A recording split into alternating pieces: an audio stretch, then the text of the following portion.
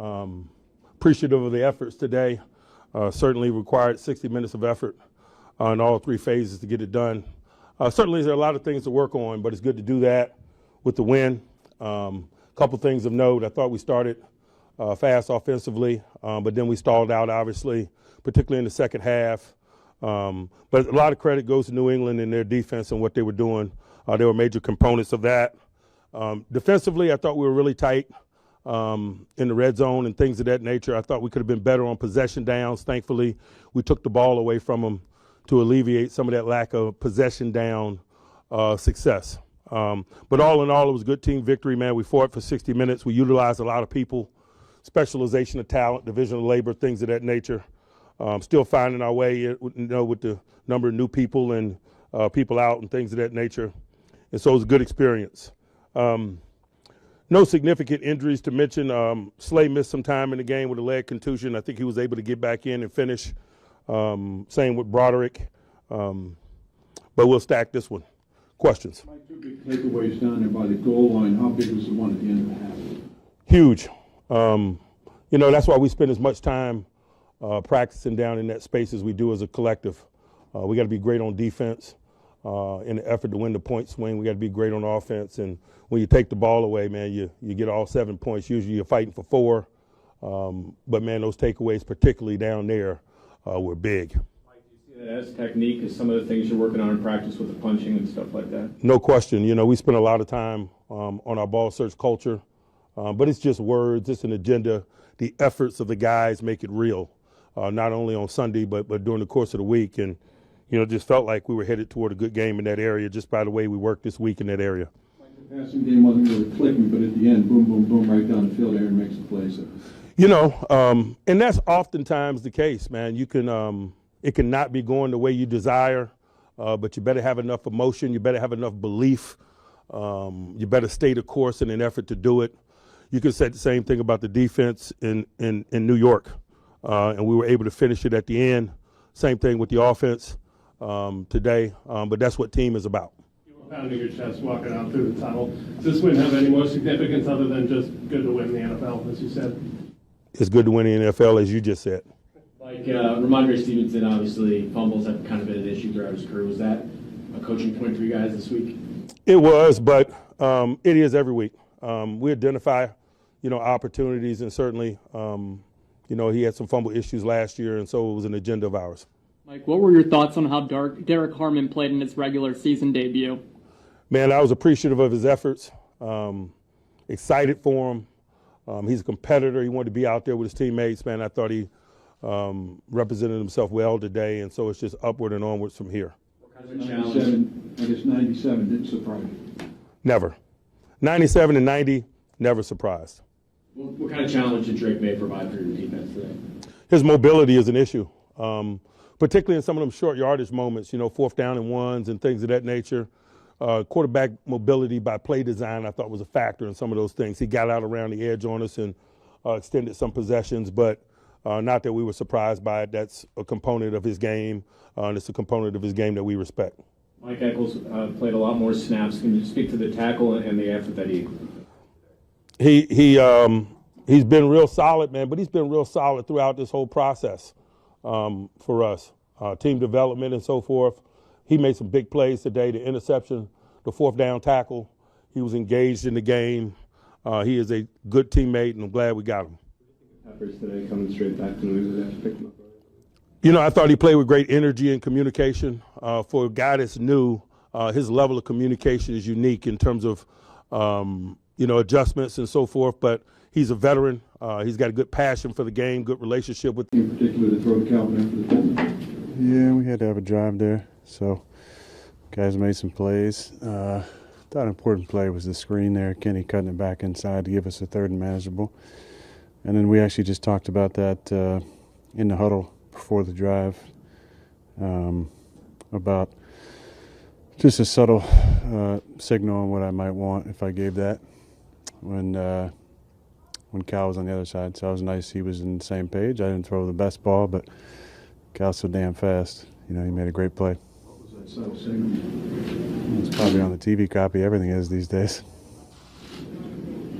No one else? Aaron, when you're not taking advantage of opportunities. What's keeping you guys confident or getting you through those chances for that last drive to be right? Just our defense, honestly. I mean, there was urgency. I think, it was one of those weird disjointed games. We had 3 possessions in the first half. We had a chance on the third possession to keep it going. Pat and I weren't on the same page on the scramble drill. Then we sat on the bench for what seemed to be 20 or 30 minutes. So we just couldn't get into a rhythm at all. And then we came out second half. I made a terrible throw. Defense just kind of stood on their head all day. But, I thought the first 2 drives were really good rhythm-wise, and we just couldn't find that rhythm in the second half. You did it at the end, though. What's that say about the offense resiliency, stick to it? I mean, it's what we're supposed to do. We got to make those plays. So we're not in those positions. 14-0, we're feeling pretty damn good about ourselves. We haven't been in the head by 2 scores yet, and 2 drives, 2 touchdowns, starting fast for the 3rd straight week. But I just didn't play great, and we kind of lost our rhythm. Had too many penalties and negative yardage plays, and didn't make them pay when we had opportunities. Was there something about the Patriots defense you found especially challenging? Well, I mean, they throw a lot of different things at you. I felt like they were kind of in a 2-shell to start the game. We kind of ran it at them pretty good the first couple of drives, and they adjusted, and we just didn't make enough plays. We had some penalties, had some bad throws, and but they played kind of how we thought they were going to play. They're a tough group. They're well coached, and they were sticky in coverage. Passing Favre and Rivers for some milestones today. Where does that rank on the list of accomplishments for you today? I mean, not super duper high. It means I've played a long time. I grew up and, Niners quarterbacks were my favorite, and then Brett, and I got to play with Brett. I was drafted the year after Phil Rivers. Had a friendship through the game with him for years. Loved watching Phil play. Just his mannerisms, his lack of swearing, trash talk. Phil was one guy I really enjoyed watching on tape, and the only guy to get out of the Pro Bowl with an excuse that he had his 8th or 9th kid, I think, right before that. So good to be mentioned with those guys. Aaron, what's it like to see when a guy like Jabril Peppers gets to come face his old team and makes a big impact playing a game like that? Well, I think as former players, when you're playing former teams, that's what you want. You want to make a big play and make them, think about what they lost. So, there's always that. Every single week there's a guy that's facing his former team probably, and you'd like to get him the ball or like to, have him make some plays. But he was definitely happy in the locker room. Have you done that? Yeah, a couple weeks ago. Anyone else? Aaron, entering the game, New England led the league in sacks. Your offensive line didn't give up any in that. Talk about maybe the growth that you've seen in this young unit over the first couple weeks to today. Well, it's a group effort, and I've tried to take accountability the last couple weeks on sacks that were probably my fault. Today I moved around just enough. There's some things to clean up, but I have a lot of confidence in those guys. I thought Art did a good job keeping them off balance with some different protection schemes and some moving the pocket stuff. Of the NFL today, the duration mirrored by the size of the game. Our NFL offering bigger than ever, rooted in all that came before. Joe Musso honored to be an extension of such history, a sentiment shared by all who gathered. He is CBS lead NFL insider Jonathan Jones. That is the 2-time Super Bowl champ Bryant McFadden. And joining our dais on this day, our resident quarterback Ben DiNucci. Ben, it's great to be with you. Excited to be here and join you guys today. We got plenty of football to get into and depth at the position. Imperative as always, but especially here in Week 3 as we take a look at some of the action across the NFL, beginning with the Pittsburgh Steelers in a 14-14 tussle throughout, but a classic Rodgers dime to Calvin Austin, back shoulder on the money, put Pittsburgh out in front. And then Drake May on a day where the Patriots just couldn't possess the football. A turnover on downs on 4th and 1, and with that, plenty for the Steelers to capture yet another victory, this time on the road. It was sputtering in spots, but 21-14, enough to get it done and improve the Steelers to a game over 500 as Rodgers finishes 16-23 for $139, 2 touchdowns, and a giveaway. All right, back in studio with the guys to assess what we saw there and so much more coming down the pipe here as the 1 p.m. Eastern window draws to a close. Mac, these are your Steelers here. I couldn't get a feel for them for about a half an hour, but it feels like they came out of the locker room with a little bit more juice than they took to the road on. What do you take away from this performance?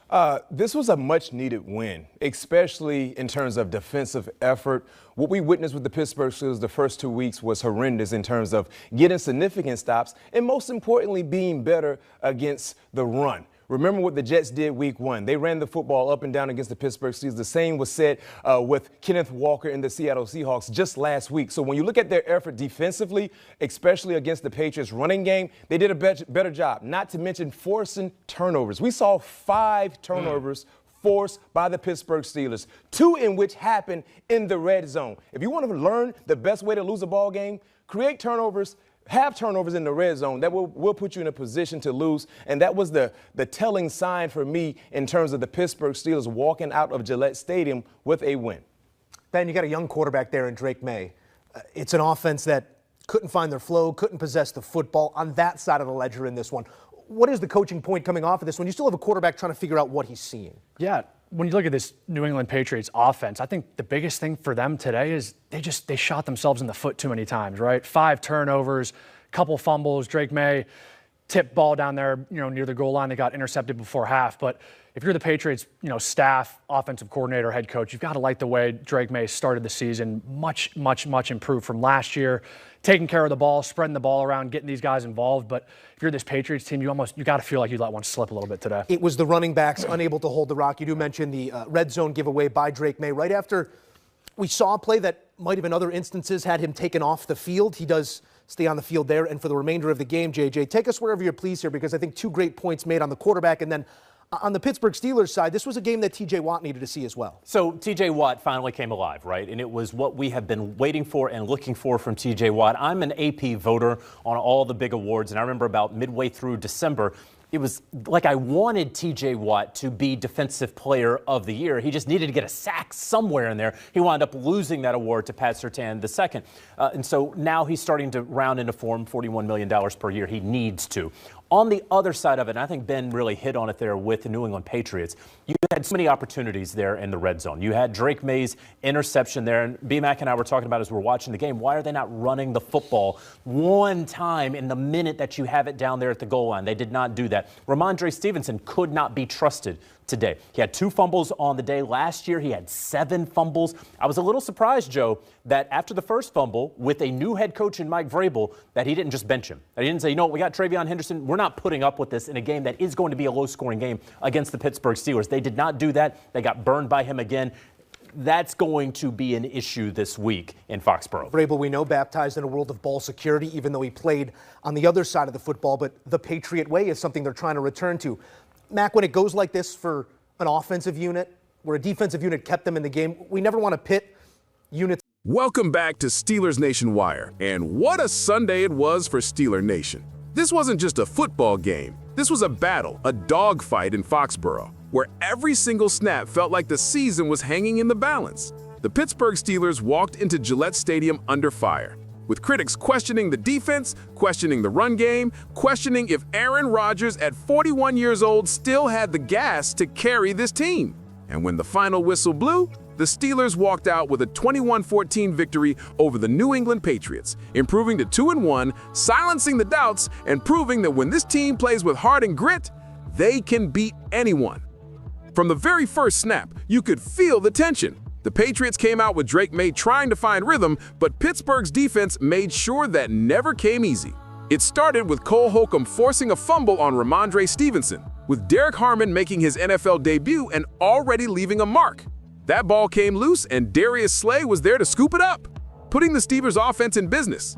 It was a moment that set the tone. This defense wasn't going to sit back, they were going to punch first. And then, on the very first offensive series, Rodgers connected with DK Metcalf for a catch and run that ignited the drive, Jaylen Warren churned out the tough yards, and Kenneth Gainwell punched it in for the first rushing touchdown of the Steelers season. Just like that, 7-0 Steelers, and a message delivered loud and clear. But as all of us know, wins don't come easy in New England, no matter what stage of their rebuild they're in. The Patriots fought back, leaning on Drake May and Hunter Henry, and after a Rodgers touchdown to DK Metcalf that moved him into 4th place all-time with 509 career passing scores, New England answered with Henry wide open in the end zone. The score was 14-7, and the Patriots were very much alive. We had ourselves a street fight on our hands. Then came the heart of the game: mistakes, turnovers, and gut checks. Rodgers fumbled, only to be saved by a defensive penalty. He was intercepted later by former Steeler Robert Spillane, but the defense never blinked. Watt recorded his first sack of the season, Nick Herbig made life miserable for May, and Chuck Clark nearly came down with a diving interception. It wasn't always pretty, but this defense fought tooth and nail, bending but never breaking. 5 turnovers forced in total. That is classic Steelers football. You want to talk about a defense waking up? This was the moment. And how about the roller coaster of that second half? Stevenson lost another fumble at the goal line, recovered by Peyton Wilson. Antonio Gibson coughed it up later, recovered by Jabril Peppers. Nick Herbig stripped May and Watt pounced on it. These weren't accidents. These were relentless hits, hands on the ball, hustle plays, the kind of defense Steeler Nation has been waiting to see all season. Critics said the identity was gone, that this team couldn't stop the run or impose their will anymore. Sunday, they proved otherwise. But games like this don't come down to just defense. You need your veteran quarterback to find a way when it matters. And that's exactly what Aaron Rodgers did. With the game tied at 14 and the Patriots surging, Rodgers led a late drive fueled by Jaylen Warren's grit and capped it off with a picture-perfect back shoulder throw to Calvin Austin III for the go-ahead touchdown with just over 2 minutes to play. That was vintage Rodgers, calm under pressure, lethal when it counts, and absolutely determined to deliver. Calvin Austin stepped up in a moment when the team desperately needed someone outside of Metcalf to make a play. That's how you build trust. That's how you build momentum. And then, with the Patriots pressing to tie it late, the defense delivered again. Watt blew through the line for another sack, forcing New England into desperation mode. May's 4th down throw was stopped short, and the Steelers sealed the victory by kneeling it out. That's the definition of complementary football. Defense forcing turnovers, offense capitalizing when it mattered, special teams doing their job, and Rodgers providing the steady hand. Now, let's step back and think about what this means for the Steelers. At 2-1, they've responded to critics who said they were finished. They went on the road into one of the toughest stadiums in football against a team led by Mike Vrabel that was desperate for a win. And they came away with a gritty, ugly, beautiful Steelers-style victory. They forced 5 turnovers. TJ Watt reminded the league he's still one of the most dominant players in football. Rodgers passed another legend on the all-time touchdown list. Young players like Derek Harmon, Peyton Wilson, and Calvin Austin showed that this roster isn't just about old names, but about a new wave stepping forward. Yes, there's work to be done. The offense still needs consistency, the run game must produce more than flashes, and the defense has to eliminate the lapses that keep drives alive. But this win was proof that the DNA of Steelers football, run it, stop the run, take the ball away, and hit big plays when it matters, still exists. Mike Tomlin always preaches the standard, and against the Patriots, the standard was met. Steelers Nation, this is the kind of game we live for. A dogfight, a game where every play feels like life or death. And at the end, our guys came out on top. Now, I want to hear from you. What stood out to you the most? Was it Rodgers finding Austin for the game winner? Was it Watt getting back on the sack sheet? Was it the young defenders forcing turnovers?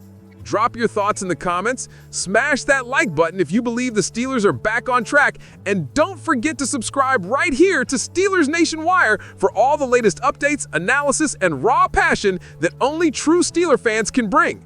This win wasn't perfect, but it was Steelers football, and that's what matters most.